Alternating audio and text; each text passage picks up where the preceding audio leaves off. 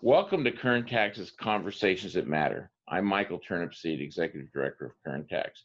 We hope you find these discussions to be informative and provide you with some insight you didn't have before. Today, our guest is Christian Clegg, Bakersfield's new city manager of all of 2.5 months. We welcome. Glad you joined us today. Happy to be here. Christian, you worked in Stockton since 2011. You helped their city solve their financial problems with their bankruptcy. You also created an innovative program that we'll want to talk about a little bit later about the Office of Violence Protection that reduced homicides and shootings tremendously in Stockton.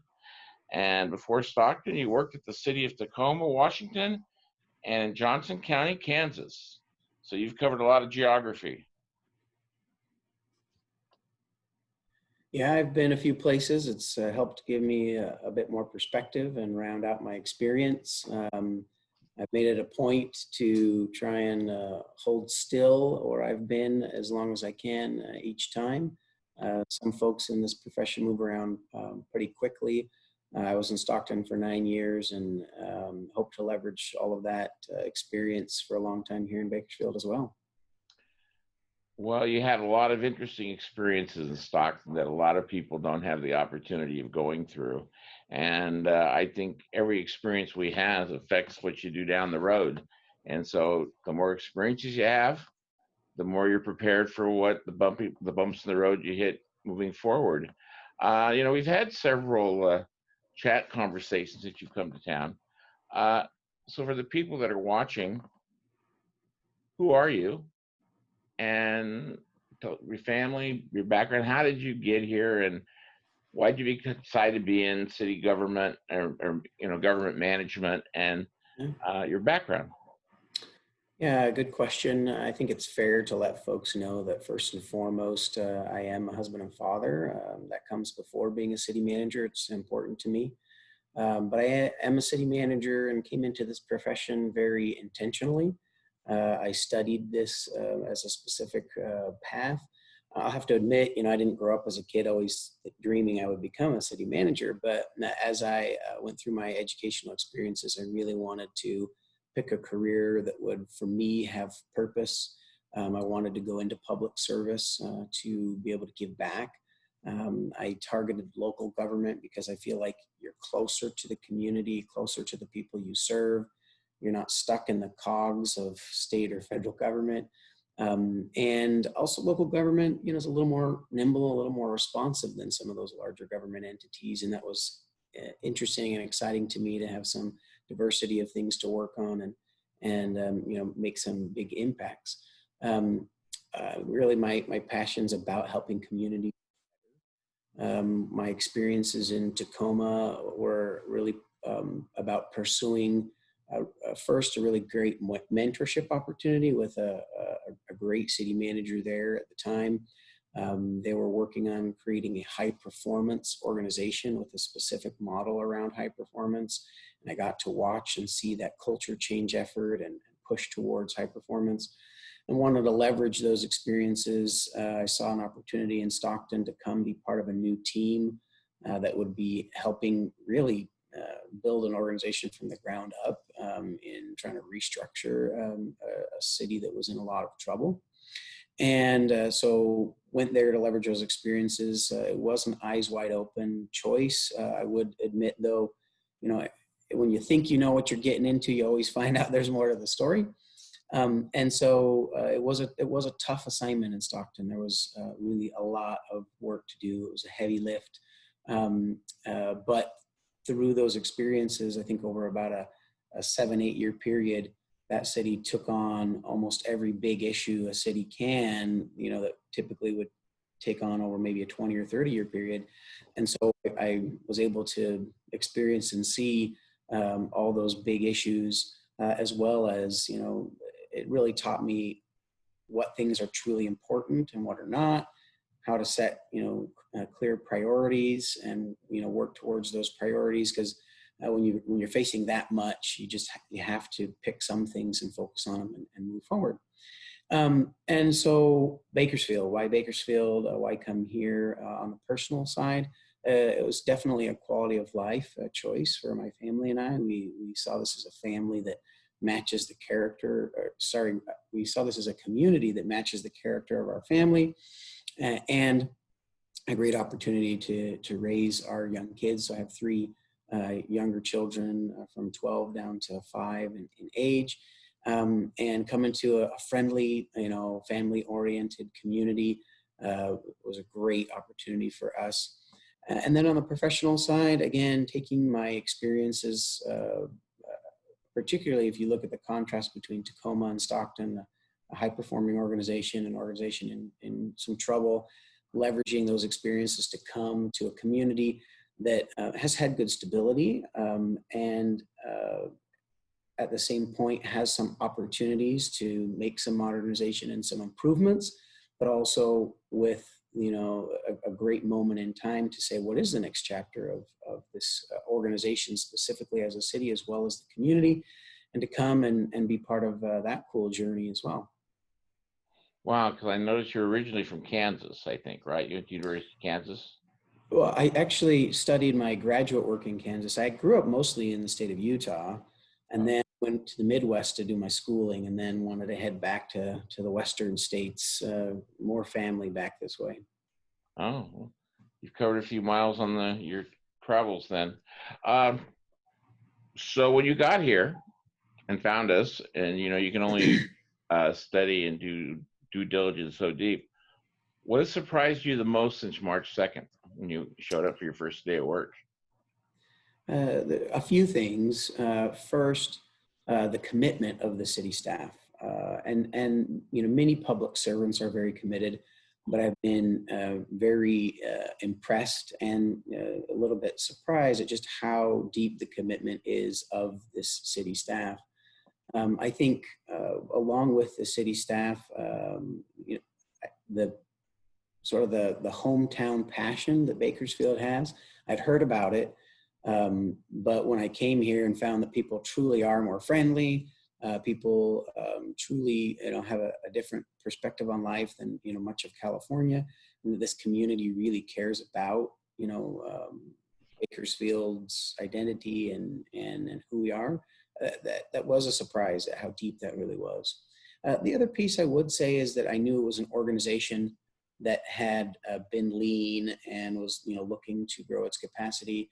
As I've taken a sharper look into the budgets and into the number of positions, this is a very lean organization. The number of positions compared to cities of like size and like operation, and the amounts of discretionary funds in their budgets, those.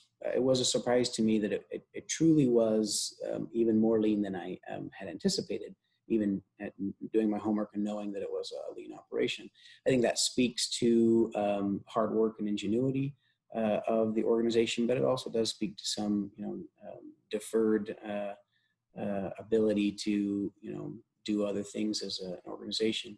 And then what has also surprised me, the last thing I'll say is how much opportunity there is tapped to tell our own story. I think the narrative about Bakersfield, and both regionally and in the state, has not been told by Bakersfield itself and Kern County itself. And I think that there's just a real untapped opportunity, and it surprised me how much of an opportunity there is, because there's really good stuff going on and really good thinking happening, that just needs to get daylighted.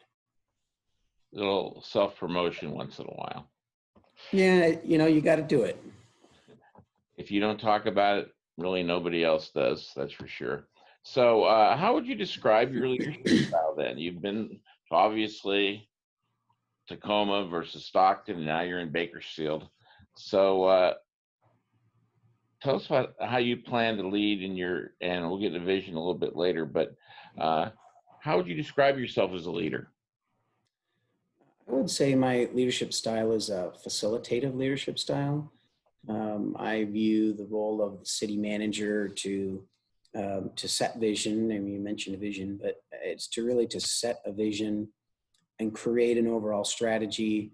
Of course, that is done with the city council and the vision that they have, but then taking that vision and discerning it for what is the staff direction.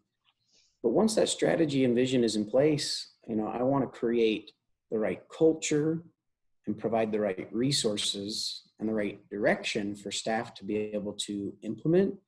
But I'm not going to micromanage, and I'm not going to, be in the middle of every project. I want to create the scenario in which our staff can do good thinking and good work and let them do their good work. I don't feel like it's not my style, but two, it's not as productive to try and be in the middle of everything and really let folks do their good work. I think, I know the questions to ask. I'm not an expert on every detail, but I know the questions to ask. I know how to hold folks accountable, but I'd rather take that vision and productive approach and have lots of good people thinking ahead and doing good work. As I mentioned, productive, I really do like to stay positive and be collaborative and productive.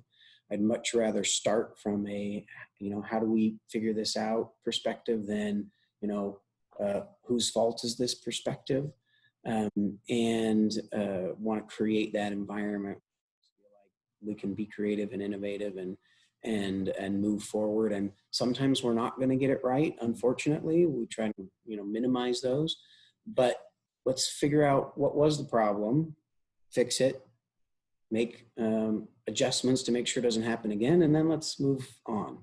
So again, I try to stay pretty positive and facilitate good work as opposed to trying to, be the driver of all the work. I want to be the catalyst for all the work.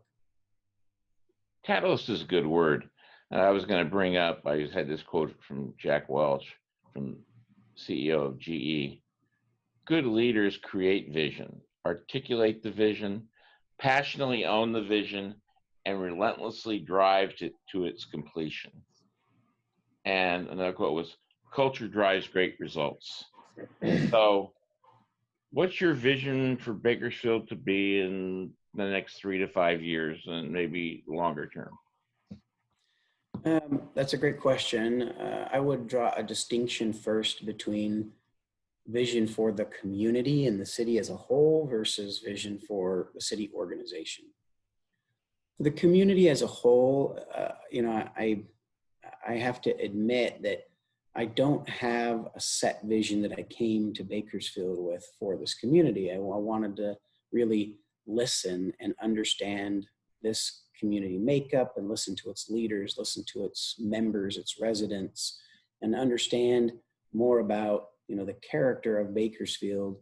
What I would suggest, over the last 2 months plus, the homework I did in advance, I'm still listening and distilling what the vision for the future should be. But my early thinking already is that, this is a community that is in transition from being, a rural ag-oriented suburban community to becoming an urban metropolitan area.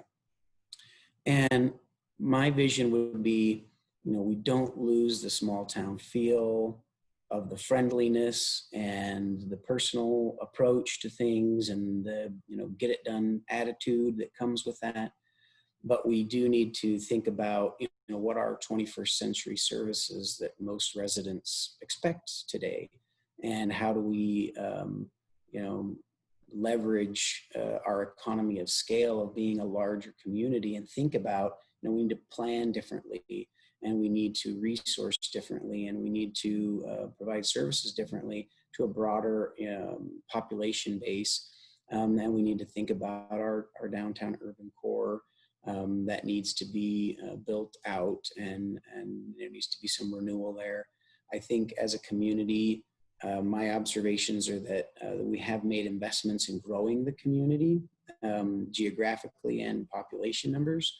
And just in a regular life cycle of a community, you need to, as that has occurred, then come back and spend some attention on some of your older neighborhoods, making sure that revitalization occurs over time there as well. And so I would see, our community, having some more sophisticated services and planning options to them while continuing to maintain that really friendly environment. Now, let me speak more on the city organization side, though, because that's where I do have a much more clear vision of where I want the organization to go. It's an organization that in many aspects has been organized and resourced and trained as a sort of mid-sized suburban community.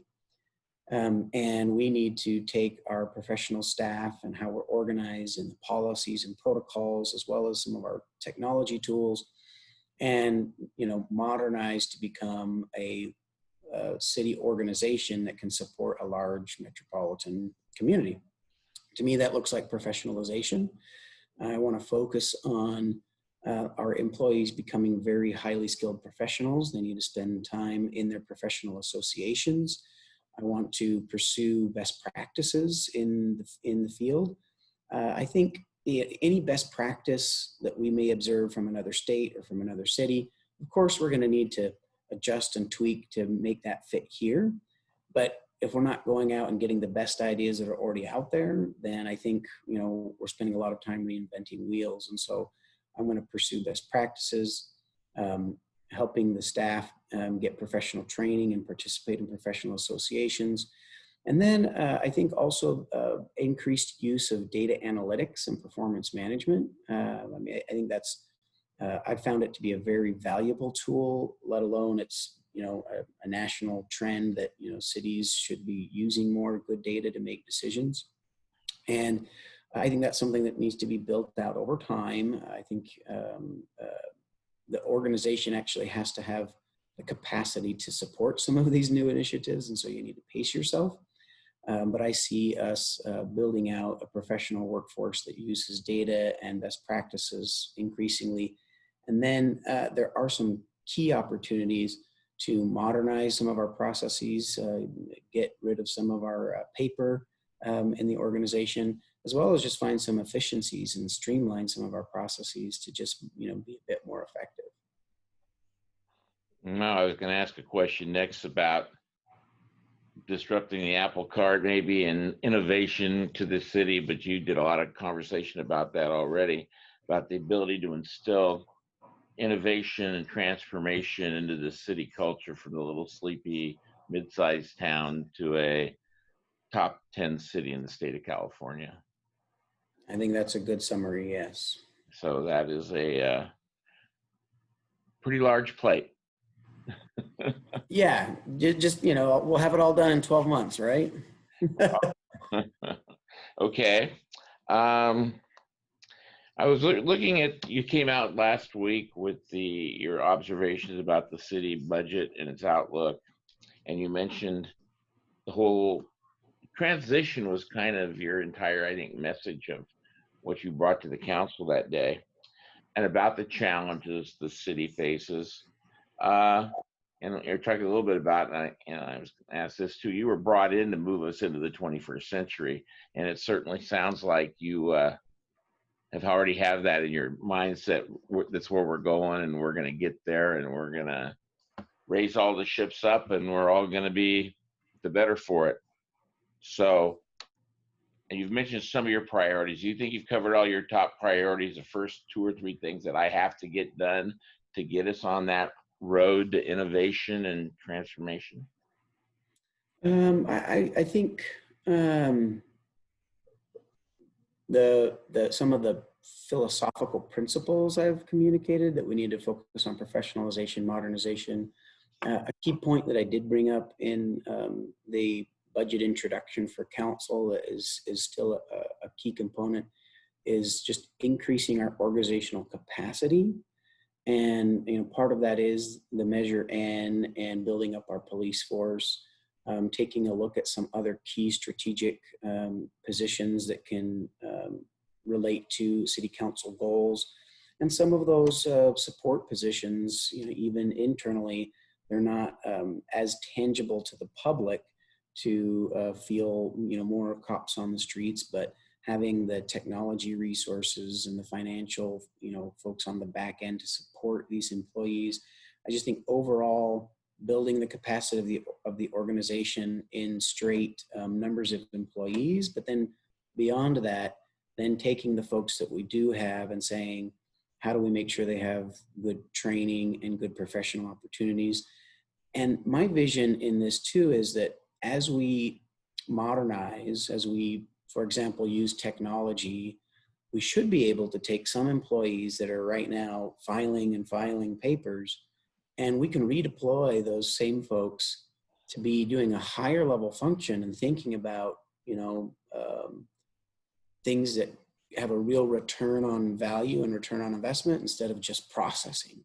So I think some of these initial investments in the organizational's capacity will then lead to us being able to do more and different things that have more meaning and impact to the community. Yeah, you did bring up in your conversation the importance of human capital, and that you're building your house first. That's going to be the foundation of what you want to do moving forward, is improving and developing whatever strengths you have with whatever needs the city has and opportunities for the future. So do you have you want to go into that any more deeply about the human capital component, or think you have it pretty well covered? I think I've addressed the human capital perspective, just that, the most valuable resource that the city organization has is our employees. They're going to be the ones doing the work and coming up with the better ideas and finding ways to, give better service to the community. If I just remembered something that I'll shift gears back to, just sort of priorities that I've heard about and haven't mentioned yet. And one of those is just quality of life. I mean, of course, we have public safety. We have increasing our organizational capacity, but economic development and quality of life are two areas that definitely need, more attention. Economic development and economic recovery coming out of COVID is going to be a big piece of our work. And then I think also just quality of life. And what I continue to hear from residents is that, we're happy that we've been able to create nice amenities in this community with some of our capital dollars, but we also just want to have, lower crime. We want to have clean streets and clean sidewalks. We want to have attractive gateways and entrances to the community. So these quality of life issues, I think, need to, have a heightened focus moving forward in some of our investments. And I don't think that's a particular criticism of some of the prior investments. Maybe it was just the moment in time at where the city was at and what they needed to invest in. But I think with some of these new measure and resources, as we build our organizational capacity, we need to start focusing on how does that improve quality of life for the residents. I totally agree. I think we were big advocates for that when we supported Measure N, that the quality of life had been allowed to slide a little bit, and we really needed to address some of those just attributes that make you proud. The streets are clean, the parks look nice, all the little amenities that maybe going forward are going to be more and more important with the coronavirus and being able to do things. And maybe you're not going to travel as much, so we're going to have to stay closer to home. And the change of that whole culture and how our city addresses life moving forward, I think it's fair enough. Much different than we have now. Anyway, that's it. I think, on that end, I think our conversation pretty well had the questions. I think you've done a good job today showing us your vision for where you want to take the town, how you want, and how you're going to build the rebuilding or remodeling of city government to get where you think it should be. So I'd really like to say thank you for your time today. Your candid comments, I think, were pretty right on, and it gave you people, since you haven't had the chance to run around the community and make all the Rotary meetings and all the Kiwanis meetings and glad hand like a new person in town normally would do. I mean, it's been very tough for you, I know. we're all in self quarantine just about, and being able to run your business and meet people and get input from the community is very tough to do in the new world order. But I want to thank you. Yeah. Yeah, I appreciate the opportunity. And to your point, I was excited, and I did anticipate being, out in the community a lot more in my first few months. The way I approach governance is that it is important to be accessible, and it is important to be out there. And so I do look forward to, meeting folks down the road. But it has been tough, and so opportunities to just share some of my thinking and get feedback are really valuable. So I'm happy to have been with you today. Well, thank you. We probably talked on the video chat 5 or 6 hours now, but we haven't had the opportunity to. I guess you don't even shake hands anymore. You got to elbow No, bump you're or right. keep your distance, and however we do that moving forward. But again, I want to thank you for your time today. And to our audience, I want to say thank you for watching Conversations That Matter. We hope you found our efforts to be beneficial and improve your knowledge about what's going on at the city of Bakersfield.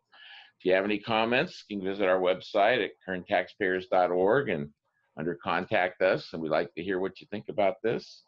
And once again, Christian, thank you very much. And for the Thank audience, you. thank you for watching. Stay safe out there.